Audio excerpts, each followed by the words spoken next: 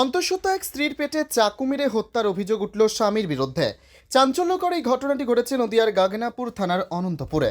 যদিও অভিযুক্ত রিপন বিশ্বাসকে গ্রেপ্তার করেছে পুলিশ। ঘটনায় তীব্র চাঞ্চল্য।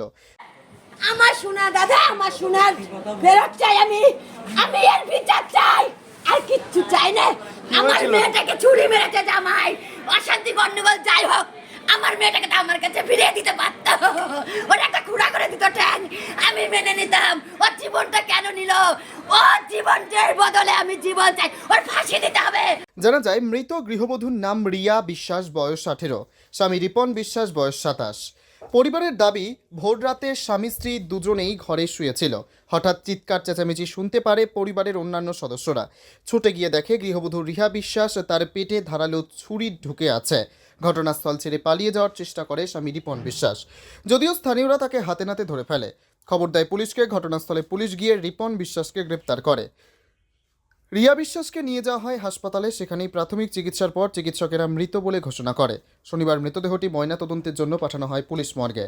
অন্যদিকে ঘটনার তদন্ত এগিয়ে নেওয়ার জন্য আরও জিজ্ঞাসাবাদ করছে গাংনাপুর থানার পুলিশ।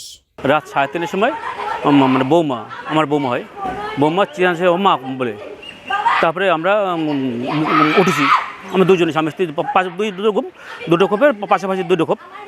আমরা থাকি ডান দিকে, ওরা থাকে বাড়ি থাকে। তারপরে আমরা ঘুমে তুলছি, ওঠার পরে দরজা ঢাকাচ্ছি, দরজা খোলো। বৌমার নাম রিয়া, রিয়া দরজা খোলো। আমার ছেলের নাম ডাকো না রিপন, রিপন দরজা খোল।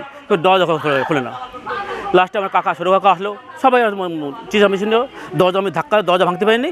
আমি জানলা ভেঙে ঘরে ঢুকেছি। ঘরে ঢুকে এখন কী হয়েছে প্রথম দেখিনি। তারপরে আমি কী হয়েছে আমি বাবাই বলে রাখি। তো বাবা কী হয়েছে? তারপরে কথা বলে না, ছেলেও কথা বলে না, আর বৌমাও কথা বলে না। পরে বৌমা খালি তাকাচ্ছে, কী হয়েছে? আমি বলো কী হয়েছে বলো।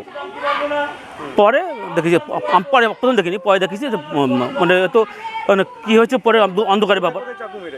এইখানে জায়গাটার নাম কি? পেট। কোথায় চাকু মেরেছে? পেটে। আর কোথায় না। চাকু কি চাকু ওটা? আমরা তো দেখিনি। চাকুটা কে মারলো? এখন তাও দেখিনি। এখন স্বামী স্ত্রী দুজন ঘরে ছিল। এখন দুজনের মধ্যে যে যা হয়েছে দুজনের মধ্যে হয়েছে। জামাই আপনার ছেলে কোথায় এখন? গাংনাপুর থানায়। গাংনাপুর থানায় ছেলে? হ্যাঁ। আর মেয়েকে কে আনলো এখানে?